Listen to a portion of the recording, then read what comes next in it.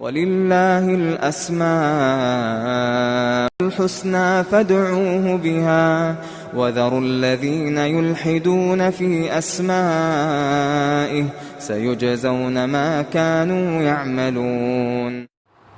الحمد لله وكفى وسلام على عباده الذين اصطفى أما بعد يقول سبحانه وتعالى في محكم تنزيله وَلِلَّهِ الْأَسْمَاءُ الْحُسْنَى فَادْعُوهُ بِهَا وقال الله عز وجل وَرَبُّكَ عَلَى كُلِّ شَيْءٍ حَفِيظٌ. محترم اسلامی بھائیوں، اللہ کی توفیق اور اس کی مدد سے ہم نے ایک نیا سلسلہ شروع کیا تھا رمضان کے پہلے دن. کون سا سلسلہ تھا وہ؟ اللہ کے 90 پر 9 ناموں کا معنی جاننا. تو الحمدللہ اللہ کے فضل و کرم سے رمضان کے پورے مہینے میں ہر دن عصر کے بعد آپ کے سامنے اللہ کے سب سے اچھے ناموں کا معنی ہم نے بتلانے کی کوشش کی، اور اس کے ذریعے سے پہلے مجھے بھی فائدہ ہوا اور آپ لوگوں کو بھی فائدہ ہوا. اللہ سے ہم دعا کرتے ہیں کہ اللہ تعالیٰ تیرے جو نام ہم نے جانے ہیں اس کے مطابق عمل کرنے کی توفیق عطا فرمائے. آمین یا رب العالمین. محترم بھائیو، اللہ کے 90 پر 9 ناموں میں سے 90 پر 6 نام ہو گئے. آج 3 نام باقی رہ گئے، اس کا معنی بھی جاننے کی کوشش کریں گے. اللہ کے پیارے پیارے ناموں میں سے ایک نام ہے الحفیظ. عبد الحفیظ نام رکھتے نا، تو یہ اللہ کے پیارے ناموں میں سے ایک نام ہے الحفیظ. قرآن مجید میں اس نام کا ذکر مختلف جگہوں میں آیا ہے. اللہ نے فرمایا وَرَبُّكَ عَلَى كُلِّ شَيْءٍ حَفِيظٌ. آپ کا رب ہر چیز کی حفاظت کرنے والا ہے. تو الحفیظ کے معنی کیا ہے؟ حفاظت کرنے والا. اللہ جس چیز کی حفاظت کرے اسے کوئی نقصان نہیں پہنچا سکتا. اللہ تعالیٰ کے ہاتھ میں ہے کسی بھی چیز کی حفاظت کرنا، کسی بھی چیز کو محفوظ رکھنا. اللہ تعالیٰ جب کسی کی حفاظت کرتا ہے، کسی کو امن و امان میں رکھتا ہے، اسے دنیا کی کوئی طاقت نقصان نہیں پہنچا سکتی. یہ چیز ہمارے دل میں بیٹھ جانا چاہیے اللہ کے تعلق سے. الحفیظ، حفاظت کرنے والی ذات کون ہے؟ اللہ کی ہے. جب حفاظت کرنے والی ذات اللہ کی ذات ہے تو کسی بھی چیز کی حفاظت کے لیے کس سے دعا کرنا؟ اللہ سے دعا کرنا، اس لیے کہ حفاظت اس کے ہاتھ میں ہے. آئیے، اللہ تعالیٰ کے پیارے پیارے ناموں میں سے ایک نام ہے الاعز.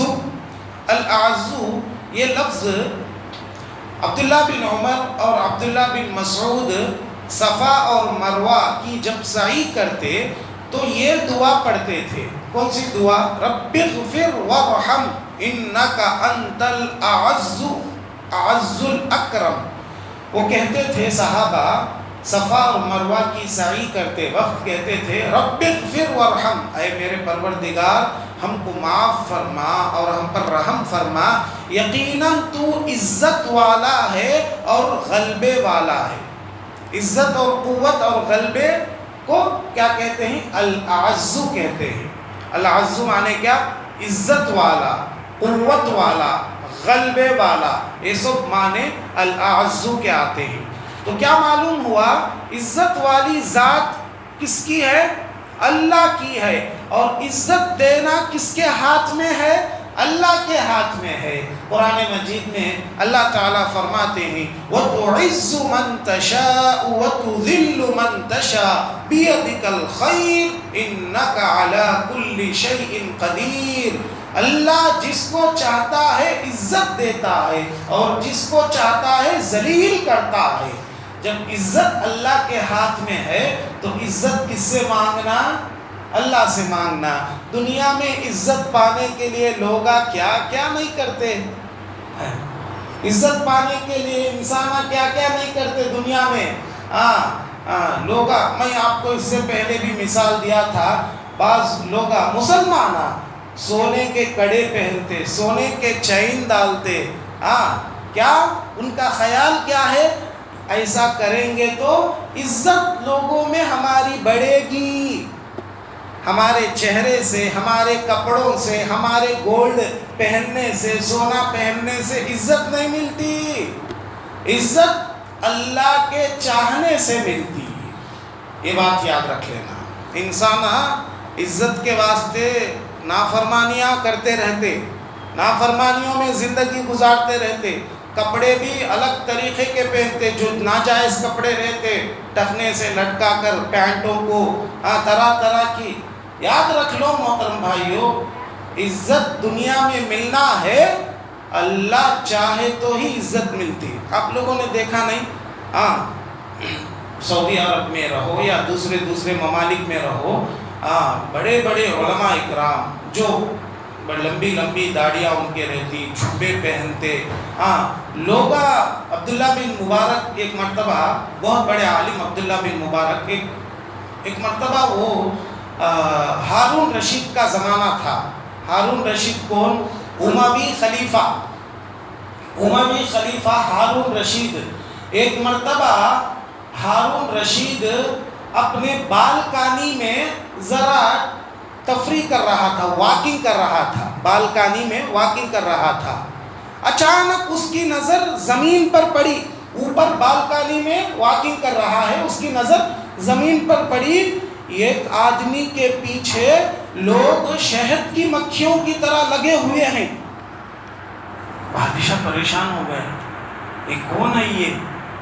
یہ کون ہے؟ یہ آدمی، یہ بندہ کون ہے جس کے پیچھے لوگ ایسا بھاگ رہے ہیں اور لوگ اس کی اتنی عزت کر رہے ہیں؟ بادشاہ کے بازو میں اس کی ایک کام والی تھی. بادشاہ کام والی سے پوچھا، یہ کون آدمی ہے، کون بندہ ہے، لوگ اس کی اتنی عزت کر رہے ہیں؟ وہ لونڈی بولی، بادشاہ وہ عبداللہ بن مبارک ہے، بہت بڑے محدث عبداللہ بن مبارک ہیں. لوگ ان کی اتنی عزت کرتے کہ وہ کہیں بھی جاتے ہیں تو ایک بہت بڑا مجموعہ ان کے پاس جمع ہو جاتا ہے. اور لونڈی نے ایک بات یہ بھی کہا، بادشاہ سلامت، مجھے معاف کیجئے میرے اس جملے پر کہ حقیقت میں اگر دیکھا جائے تو بادشاہ آپ نہیں وہ نظر آتے ہیں. اللہ غور کریں محترم بھائیو، عزت لوگوں نے پیسوں میں سمجھا ہے، عہدوں میں سمجھا ہے، مال میں سمجھا ہے. عزت مال میں نہیں. اللہ جس کو عزت دینا چاہے اسے عزت ملتی ہے، حقیقی عزت. پیسے والوں کو، عہدے والوں کو لوگ عزت کرے تو بھی ایکٹنگ کرتے عزت کرے سرکار. سچی عزت نہیں، وہ اصلی عزت نہیں. وہ اصلی عزت، سچی عزت اس کو ملتی ہے جس کو اللہ دینا چاہے. وَتُعِزُّ مَن تَشَاءُ وَتُذِلُّ مَن تَشَاءُ. عزت کس کے ہاتھ میں ہے؟ اللہ کے ہاتھ میں ہے. اور اللہ کے پیارے ناموں میں سے ایک نام یہ بھی الْأَعَزُّ، عزت والا. اچھا، اللہ کے پیارے ناموں میں سے ایک اور نام، جبکہ ہمارے سیریز کا سب سے آخری نام ہے الواحد. قرآن مجید میں یہ لفظ بہت جگہ استعمال ہوا ہے، الواحد. وَبَرَزُوا لِلَّهِ الْوَاحِدِ الْقَهَّارِ. کیا معنی؟ سب کے سب غلبے والے واحد اللہ کے روبرو کھڑے ہوں گے. الواحد معنی اکیلا، ذات میں اکیلا، صفات میں اکیلا. یعنی ذات میں اکیلا مطلب اس جیسا کوئی نہیں، وہ اکیلا. صفات میں اکیلا، اس کی جو صفات ہے اس کی صفات میں بھی وہ تنہا، اس کا کوئی پارٹنر نہیں اس کی صفات میں. جیسے ہم لاثانی بولتے، لاثانی کیا معنی ہے؟ ہر مخلوق میں کوئی نہ کوئی کمی پائی جاتی. اگر کچھ بھی کمی نہیں ہے تو بھی وہ فانی ہے. دنیا میں جتنے لوگ ہیں ان کے اندر کچھ نہ کچھ کمی پائی جاتی ہے. اگر کچھ کمی نہیں تو بھی ایک نہ ایک دن دنیا سے وہ چلے جاتا. سب سے بڑی کمی. دنیا میں رہنے والا کوئی ہمیشہ رہتا نہیں، ایک نہ ایک دن وہ ختم ہوتا، لیکن اللہ کی ذات ایسی ہے جس کے اندر یہ ختم ہونے کی کمی بھی نہیں ہے، کبھی وہ ختم نہیں ہوگا، پہلے سے ہے اور آخر تک رہے گا، اس کے لیے کوئی فنا نہیں ہے، دنیا والوں کے لیے فنا ہے، کل من علیہا فان وَيَبْقَى وَجْهُ رَبِّكَ ذُو الْجَلَالِ وَالْإِكْرَامِ، ہر چیز کو فنا ہے اور باقی رہنے والی وہ ذات ہے، عزت والی ذات، جلال والی ذات، وہ ذات ہمیشہ باقی ہے، ہمیشہ سے باقی ہے اور ہمیشہ باقی رہے گی۔ تو واحد کے اندر یہ معنی بھی آتا ہے محترم بھائیوں کہ دنیا میں جتنی مخلوق ہے سب کے اندر کچھ نہ کچھ نقص ہے، کچھ نقص نہ ہو تو فنا ہو جانے کا نقص پایا جاتا ہے، لیکن اللہ کی ذات ایسی ذات ہے جس کے اندر کچھ بھی فنا ہونے کا نقص نہیں پایا جاتا۔ قرآن مجید کی ایک آیت ہے، الہکم الہ واحد، تمہارا پروردگار اکیلا تنے تنہا ایک ہے۔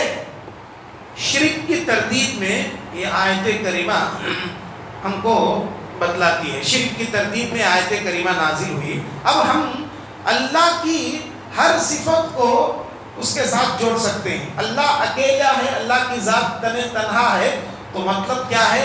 اللہ کی ذات اکیلی ہے دینے میں، اللہ کی ذات اکیلی ہے کھلانے میں، اللہ کی ذات اکیلی ہے پوری دنیا کو چلانے میں، اللہ کی ذات اکیلی ہے پوری دنیا والوں کو پیدا کرنے میں۔ اس طرح ہر صفت کے ساتھ جوڑ لو تو تنے تنہا ہے اللہ کی ذات اس کی ہر صفت میں۔ تو لہٰذا محترم بھائیو، یہ اللہ تعالیٰ کے پیارے پیارے ناموں کا سلسلہ یہاں ختم ہوتا ہے۔ اس کی توفیق سے آپ نے دیکھا کہ اللہ کے جو نام ہم بتائے ہیں اس کے اندر کتنے گہرے معنی پائے جاتے ہیں، اور اللہ کے ناموں کو جیسے جیسے ہم جانتے ہیں اللہ پر ہمارا ایمان اور مضبوط ہو جاتا ہے، اللہ پر ہمارا ایمان اور بڑھ جاتا ہے۔ اس لیے میں آپ سے درخواست کرتا ہوں، اللہ کے جو 90 پر 9 نام ہے نا، بار بار اس کو یاد کرو اور اس کو پڑھو، اس کے معنی کو بار بار پڑھتے رہو۔ جیسے جیسے اس کے ناموں کا معنی جانیں گے اللہ پر آپ کا ایمان بھی مضبوط ہوگا۔ اللہ سے دعا کرتے ہیں اللہ تعالیٰ مجھے، آپ کو، ہم سب لوگوں کو تیرے ناموں کو جاننے، اس کے مطابق عمل کرنے کی توفیق عطا فرما۔ اے اللہ، جن بھائیوں نے شروع سے آخر تک تیرے ناموں کو سنا ہے، تیرے ناموں کا معنی جاننے کی کوشش کی ہے، اے اللہ ان کے ایمان میں اضافہ فرما، اے اللہ ان کے ایمان کو مضبوط سے مضبوط تر کر دے، اے اللہ تیری صفات کو اچھے طریقے سے جاننے کی ہمیں توفیق عطا فرما۔ اللہ ہم کو جب تک اس دنیا میں باقی رکھ، ایمان کی حالت میں باقی رکھ، جب ان کو اس دنیا سے لے لے تو بھی ایمان کی حالت میں لے لے۔ آمین یا رب العالمین، وآخر دعوانا ان الحمد للہ رب العالمین۔